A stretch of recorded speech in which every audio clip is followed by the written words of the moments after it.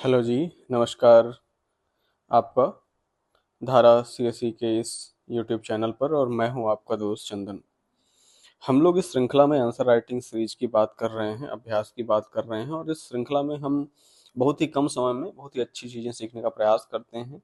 क्योंकि मैंने जब मेंस लिखा, 2 बार मुझे इंटरव्यू कॉल हुआ एमपीपीएससी का, तो मुझे ऐसा लगा कि ये कुछ बिंदु ऐसे कॉमन बिंदु थे जिनको मैंने किया, और इस कारण लगातार 2 बार मुझे एमपीपीएससी इंटरव्यू देने का मौका मिला। तो वही कुछ चीज़ें हैं जो मैं आपके साथ भी साझा करने का प्रयास करता हूँ, और मेरी कोशिश रहती है कि आपको अच्छी चीज़ें यहाँ पे बताई जा सकें, कॉन्सेप्चुअल चीज़ें बताई जा सकें, और कुछ ऐसे पॉइंट्स बताए जा सकें जिनसे आप नंबर्स गेन कर सकें। यह इस वीडियो श्रृंखला का आज तीसरा भाग है। शेष जो 2 भाग हैं वह हमारे यूट्यूब चैनल पर अपलोड है, उन्हें आप देख सकते हैं। तो चलिए शुरू करते हैं आज का अपना वीडियो। तो वीडियो को शुरू करने से पहले मैं कहता चलूं कि यदि आपको यह हमारा यह प्रयास अच्छा लगता है तो आप वीडियो को लाइक किया करिए। वीडियो पे कोई क्वेरी हो आपको तो आप कमेंट भी किया करिए। साथ ही साथ यदि आप चैनल पर नए हैं तो चैनल को सब्सक्राइब करिए, और टेलीग्राम जरूर ज्वाइन करिए, जो कि इसी नाम से धारा सीएससी के नाम से टेलीग्राम चैनल भी हमारा है। तो चलिए सबसे पहले ध्यान देने योग्य बातें देखते हैं। कुछ चीज़ें हमने पहले डिस्कस की है, लेकिन फिर से मैं एक बार बता देता हूँ कि सबसे जरूरी है हमारे लिए फॉर्मेट। फॉर्मेट हमारे लिए सबसे जरूरी, चाहे वो 2 मार्कर हो, 7 मार्कर हो, या फिर 10 मार्कर हो। यहाँ पे वो सभी चीज़ें आपको बताई गई हैं। इंट्रो लिखना है, जो पेपर में पूछा गया है प्रश्न, उसका मुख्य भाग लिखना है, और निष्कर्ष लिखना है। इसी प्रकार 10 मार्कर में भी पेपर का जो क्वेश्चन है उसे 2 पार्ट में डिवाइड करके हमें लिखना होता है। आईबीसी आप सभी अब समझ चुके होंगे कि आईबीसी जो आपके नंबर्स को बढ़ाने का काम करता है वो आईबीसी यानी इंट्रोडक्शन है। प्रश्न की जो डिमांड है मेन वो, उसके बाद निष्कर्ष। आपका लेखन, जो आपकी हैंड राइटिंग है, वो पठनीय होनी चाहिए, यानी कि उसको पढ़ते समय जो एग्जामिनर है उसकी आंखों में जोर नहीं पड़ना चाहिए, या उसे ऐसा लगे कि आपने वाह लिखा है या आपने का लिखा है ना। तो वो चीज़ें आपको ध्यान रखनी है। तो पठनीय लेखन आपका होना जरूरी है। मैप का यूज आप जरूर करें। यदि आप जियोग्राफी का पेपर सॉल्व कर रहे हैं तो आपको मैप जरूर बनाना है। हिस्ट्री कर रहे हैं और कोई ऐसी लोकेशन बता दी गई तो उसका मैप आप बना सकते हैं। यदि आप पॉलिटी का पेपर सॉल्व कर रहे हैं तो वहाँ पे आपको आर्टिकल जरूर से जरूर बताने होंगे। प्रश्न के अनुसार हमें उत्तर लेखन करना है। प्रश्न आखिर पूछा क्या गया है, आलोचनात्मक विवरण पूछा गया तो हमें उस तरह बताना होगा। परिभाषा पूछी गई तो वो बताना होगा। कुछ मुख्य प्रकार पूछे गए हैं तो हमें उस तरह से उस उत्तर को लिखना होगा। और आपकी कॉपी देखने में साफ लगनी चाहिए, साफ स्वच्छ रहनी चाहिए, जिससे ऐसा लगे कि हाँ, जो व्यक्ति कॉपी को लिख रहा है उसके दिमाग में कॉन्सेप्चुअल क्लियरिटी है। तो चलिए देखते हैं सबसे पहला हमारा क्वेश्चन। आज के जो क्वेश्चन होने वाले हैं वह पॉलिटी के होने वाले हैं। पॉलिटी के पेपर को आज हम लोग यहाँ पे देखेंगे। तो सबसे पहला प्रश्न है न्यायालय की अवमानना। न्यायालय की अवमानना क्या है, ये अभी आप सभी परिचित होंगे। आप लोग काफी दिनों से तैयारी कर रहे हैं, तो मैं ये मान चल रहा हूँ कि आप सभी को यह जानकारी जरूर है। अब यह चूंकि 2 मार्कर में पूछा गया है, इसलिए हमें यहाँ पे ध्यान रखना है कि यहाँ पे कम से कम हमें 3 पॉइंट तो जरूर लिखने हैं। पहला बिंदु तो हमारा यही है। उसे हम बिंदु फॉर्मेट में लिख सकते हैं, या फिर उसे हम इस फॉर्मेट में लिख सकते हैं, या फिर कुछ ऐसा करके अपन इस तरीके से भी उसे बता सकते हैं। इसे भी हमें जरूर से देखना होगा। लेकिन यहाँ पे कह रहा है न्यायालय की अवमानना, तो सबसे पहला बिंदु क्या हो सकता है, हम इसकी परिभाषा बता सकते हैं कि न्यायालय की अवमानना है क्या। तो उसे हम बता सकते हैं, जैसे कह सकते हैं कि जैसे जो सुप्रीम कोर्ट है या जो हाई कोर्ट है उसे अभिलेख न्यायालय का दर्जा दिया गया है, और कहा गया है कि यदि उसका जो भी प्रीवियस आदेश है यदि उसे नहीं माना जाता है, और उस आदेश को ना मानने वाले व्यक्ति या संस्था को ही दंडित करने का जो अधिकार होता है, उसे हम न्यायालय की अवमानना कहते हैं। या फिर न्यायालय के जो आदेश हैं उन्हें ना मानना ही न्यायालय की अवमानना है, पहली बात। दूसरा, यदि कोई आर्टिकल इससे संबंधित है उसे यहाँ पे हम बताएं। जैसे यहाँ पे हम बता सकते हैं आर्टिकल 129 सुप्रीम कोर्ट के लिए, और दूसरा आर्टिकल बता सकते हैं यहाँ पे 215, इसे बता सकते हैं। अभिलेख न्यायालय, चूंकि अभिलेख न्यायालय कहा गया है इसलिए न्यायालय की अवमानना की बात भी हम इसी में करेंगे।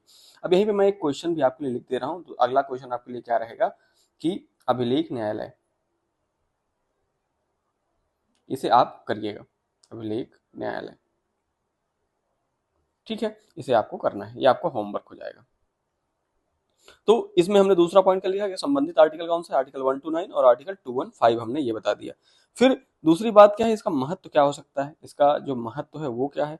तो महत्व हम इसे बताना पड़ेगा कि भाई जो न्यायालय को अपने अधिकार हैं, न्यायालय की जो प्रतिष्ठा है या मर्यादा है उसे बनाए रखने की दृष्टि से न्यायालय को अधिकार दिया। साथ ही साथ आप ये देखेंगे कई बार एक ही तरह के जो केस होते हैं वो रिपीट होते हैं। जब एक ही तरह का केस कोई रिपीट हो रहा है तो न्यायालय अपने जो उसके पुराने निर्णय हैं उनके द्वारा उस मामलों को त्वरित रूप से उसे निपटाया जा सकता है, उसके बारे में निर्णय सुनाया जा सकता है। इस तरीके से आप इस क्वेश्चन की फॉर्मेट करेंगे, इस क्वेश्चन का आप फॉर्मेट इस तरह से आप बनाएंगे। ठीक है, तो पहला क्वेश्चन क्या होगा, न्यायालय की अवमानना, इसे आपको यहाँ पे ध्यान रखना है। फिर आगे बढ़े, यदि हम आगे बढ़े तो अगला जो हमारा प्रश्न है वो क्या है, वह है 42वां संविधान संशोधन। 42वां संविधान संशोधन आप देखते होंगे कि यह पीएससी का बहुत फेवरेट टॉपिक है। 42वां, यह प्री में भी पूछा जाता है, मेंस में पूछा जाता है, और कई बार तो हमें लगता है कि इंटरव्यू में भी इसी चर्चा कर ली जाती है। तो चूंकि हमें ये पता है कि हमारा फॉर्मेट कैसा रहने वाला है, तो यदि हमारा ये पेज है तो हम सबसे पहले देखेंगे कि हमें 2 लाइन या फिर 1.5 लाइन का हमें क्या लिखना है मित्रों, हमें इंट्रो लिखना है। फिर यहाँ पे एक हमें क्या बनाना है, एक हमें पॉइंटर बनाना है, या फिर ऐसा एक फ्लो डायग्राम बनाना है, या ऐसा स्ट्रक्चर बनाना होगा जिससे हम क्या लिख सकें, यहाँ पे हम जो प्रश्न की डिमांड है, यानी कि 42वां संविधान संशोधन है, उसकी मुख्य जानकारी, जो मेन चीज है वो यहाँ पे लिखेंगे। और लास्ट में हमें 1 लाइन का क्या लिखना होगा, लास्ट में हमें 1 लाइन का निष्कर्ष लिखना होगा, ये भी आपको ध्यान रखना है। यदि ये फॉर्मेट आप अपनाते हैं पूरी कॉपी में, तो आपकी कॉपी जो है देखने में साफ लगेगी, एग्जामिनर को अच्छा प्रभाव डालेगी एग्जामिनर पर, जिससे वह नंबर देने में आपको कोताही नहीं बरतेगा और अच्छे नंबर आपको देगा। सबसे पहले इंट्रोडक्शन आप बता सकते हैं कि 1976 में संविधान में किया गया सबसे चर्चित संविधान संशोधन जो है उसे 42वां संविधान संशोधन कहा गया, और लगभग इसमें 53 अनुच्छेदों में संशोधन किया गया। ये आप इंट्रोडक्शन बता सकते हैं। इसमें 2 चीजें आएंगी। पहले तो हमने क्या बता दिया, 1976 बता दिया, एक सन बता दिया, पहली चीज। दूसरा, इसमें बता दिया हमने कि भाई 53 जो अनुच्छेद हैं उनमें 53 अनुच्छेदों में संशोधन किया गया, उसकी चीज यहाँ पे हम इंट्रोडक्शन में बता दिया। अब यहाँ पे जो हमारा रहेगा, यहाँ पे हम लिख देंगे क्या कि मुख्य संशोधन, मुख्य संशोधन। ठीक है, अब मुख्य संशोधन में पहला हम क्या लिख सकते हैं, कहाँ पे चेंज किया गया, प्रस्तावना में। प्रस्तावना में क्या चेंज किया गया, जो 3 चीजें जोड़ी गई उन्हें आपको बताना है, समाजवादी, पंथ निरपेक्ष और अखंडता, ये बताना है। फिर हम बात करें कि 51A एक नया चीज जोड़ी गई, जिसे हम क्या बोलते हैं, जिसे हम मौलिक कर्तव्य बोलते हैं, मौलिक कर्तव्य, ये आप यहाँ पे बता सकते हैं। फिर यदि हम बात करें तो यहाँ पर जो लोकसभा है उसका कार्यकाल क्या कर दिया गया था, उसका जो कार्यकाल है उसे, यहाँ पे ज्यादा चीजें मिट गई हैं। ठीक है, तो हम क्या कर सकते हैं यहाँ पे कि जो लोकसभा का जो कार्यकाल है उसे कितना बढ़ा दिया, उसे 1 साल प्लस कर दिया, यानी कितना हो गया, 6 वर्ष हो गया, ये आप पॉइंट बता सकते हैं। फिर बात करें यहाँ पर क्या कर सकते हैं हम, यहाँ पे कह सकते हैं कि जो राष्ट्रपति है, राष्ट्रपति के लिए कहा गया कि राष्ट्रपति जो है वह मंत्रिपरिषद की सलाह पर ही कार्य करेगा, तो ये हम बता देंगे। इसका जो आर्टिकल होगा वो आप यहाँ पे बता सकते हैं। फिर यदि हम बात करें कि जो समवर्ती सूची थी, समवर्ती सूची में कुछ नए बिंदु जोड़े गए, जैसे शिक्षा जोड़ी गई, वन जोड़ा गया, नापतोल जोड़ा गया, उन्हें आप बता सकते हैं यहाँ पे। तो इस तरीके से हम कुछ 5 से 6 पॉइंट्स यहाँ पे लिख सकते हैं, और भी बहुत सारे बिंदु हैं, यदि आपको मिले तो आप वो भी लिख सकते हैं। मैक्सिमम मुझे लगता है कि 5 या फिर 6 पॉइंट आपको यहाँ पे लिखने होंगे। और लास्ट में निष्कर्ष, सबसे अच्छा निष्कर्ष आप बता सकते हैं कि इसे क्या कहा जाता है, इसे लघु संविधान,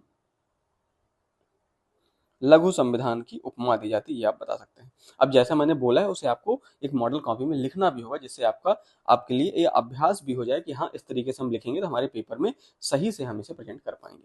तो ये हो गया क्वेश्चन। अब यहीं पे मैं आपको एक दे देता हूँ होमवर्क, क्योंकि आज से हम ऐसा शुरू करेंगे कि आपको एक एक क्वेश्चन होमवर्क भी देंगे, जिसे आप करिएगा। यदि कोई डाउट होता है उन प्रश्नों को लेकर तो आप कमेंट सेक्शन में, इसी वीडियो कमेंट में आप बताइएगा, तो अगले वीडियो में हम इन्हीं क्वेश्चंस पर क्या करेंगे, वीडियो बना देंगे। ठीक है, तो अगला जो आपके लिए होमवर्क है वो क्या है, 44th संविधान